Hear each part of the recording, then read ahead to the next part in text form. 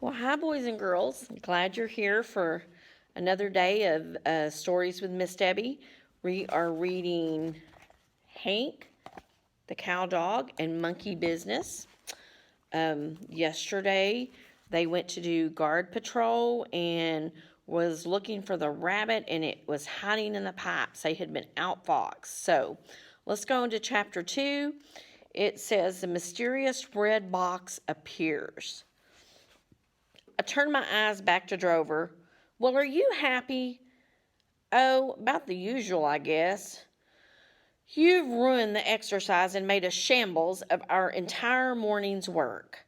The rabbit has entered the pipes of the cattle guard. Now there's no chance that we'll get to chase him around.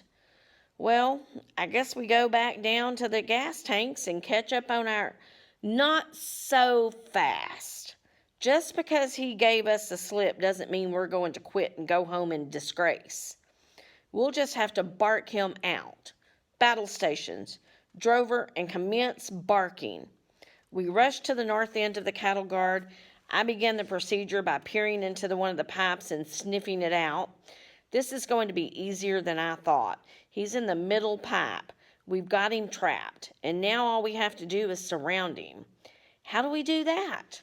I removed my nose from the pipe and glared at him. How do you think we do it, silly? A pipe has 2 openings, right?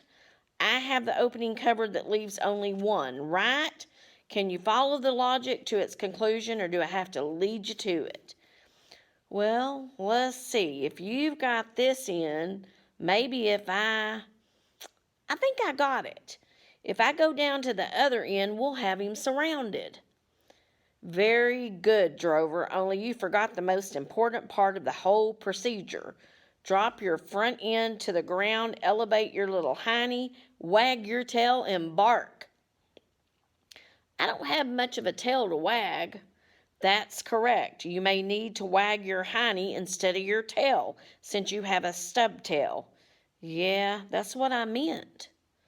Exactly. Now let's go for it. Drover scampered across the road, dropped down into the correct barking stance, stuck his nose in the pipe, and began barking. I did the same on my end, and the excitement began. Let me pause here to point out that barking into a cattle guard pipe isn't as easy as you might suppose. The problem is that a 5-inch mouth won't fit inside a 4-inch pipe. So we have to narrow our barking arc down to something in the range of a 2.5 to 3 inches and still come out with a ferocious sound. Pretty tough, huh? You bet it was, but we did it. 5 minutes into the procedure, and it occurred to me that something had gone wrong. Even though we had done some really spectacular barking, the rabbit was still inside the pipe.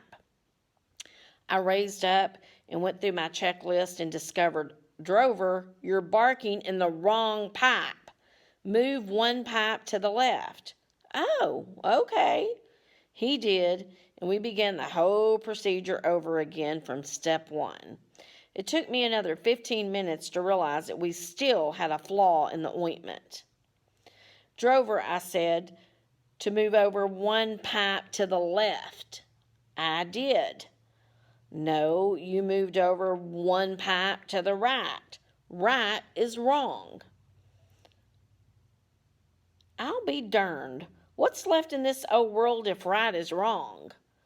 Never mind the questions. Just move over to the pipe to the left and we'll get on with it. He shrugged and moved 1 pipe. Drover, I told you to move to the left. I did.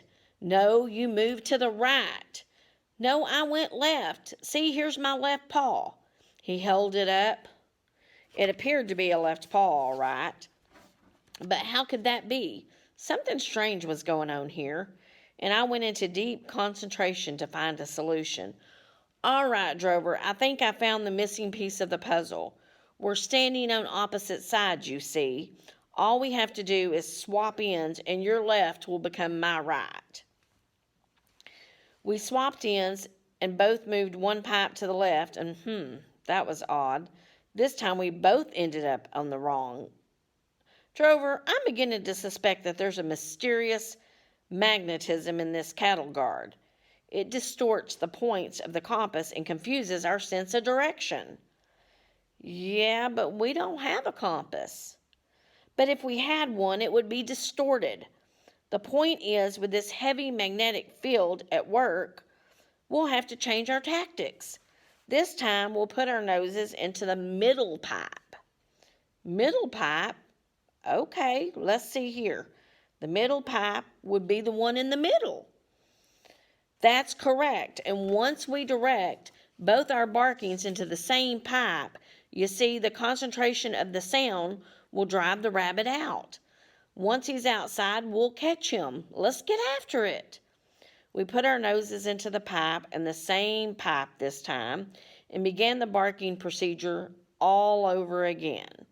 I expected the rabbit to come out and surrender after a few minutes of this, but he didn't. I withdrew my nose and sat down. Drover, this isn't working. Yeah, I'm all discouraged now and ready to go back to bed. But the important thing is that we have him trapped. He'll have to come out of there sooner or later. He probably thinks that we'll give up and leave, but he doesn't realize with who or whom he's dealing. We'll just wait him out. So we waited. I hate to wait. It bores me to death. Your active minds find it hard to adjust to slow rhythms of a nincompoop rabbit who has nothing better to do with his life than just sit inside a pipe and wiggle his nose. The minutes crawled by. At last, I could stand it no longer. I pushed myself up. All right, we've completed phase 2. Now we move into phase 3.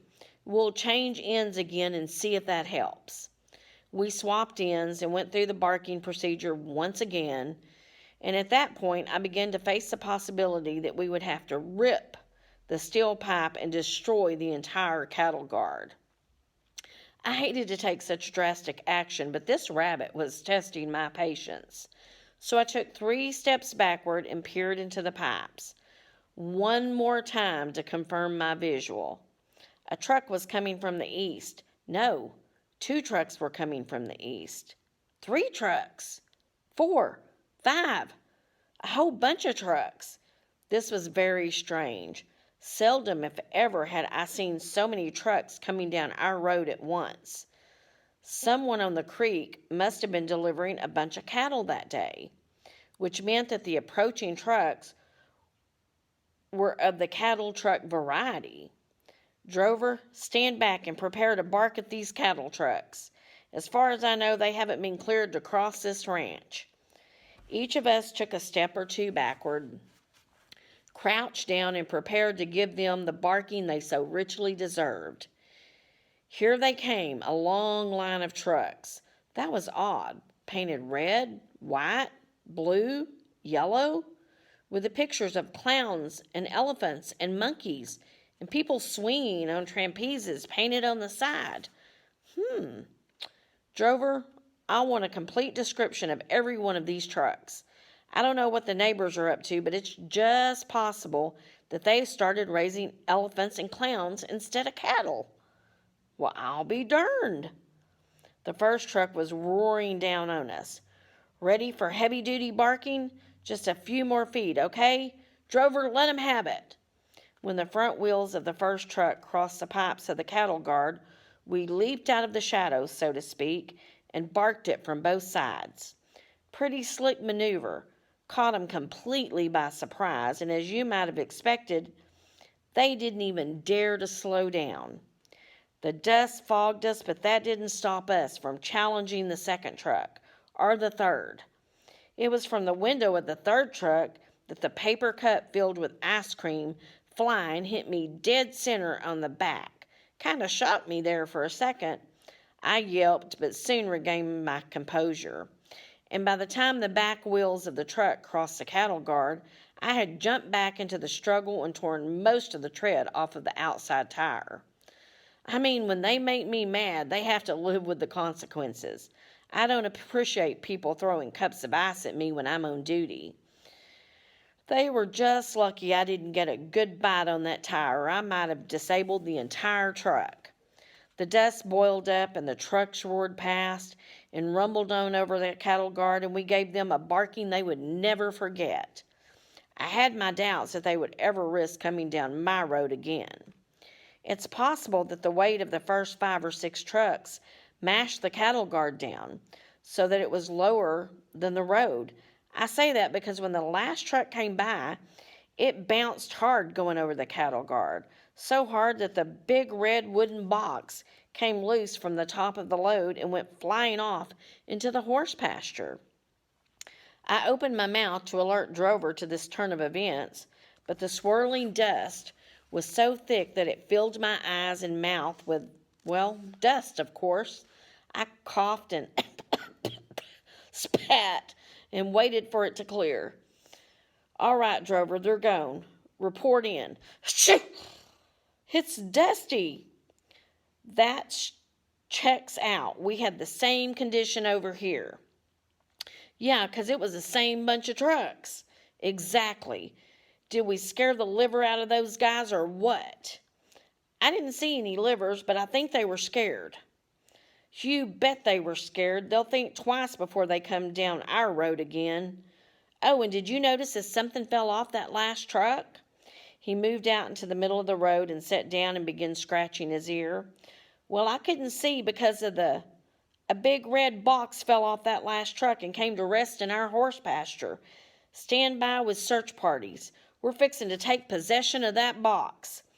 And with that, we leaped over the cattle guard, well, most of it. I landed 3 pipes short of the opposite side and lost a couple of legs in the pipes, but that proved to be only a temporary setback. Within seconds, we had located the mysterious red box and had it surrounded.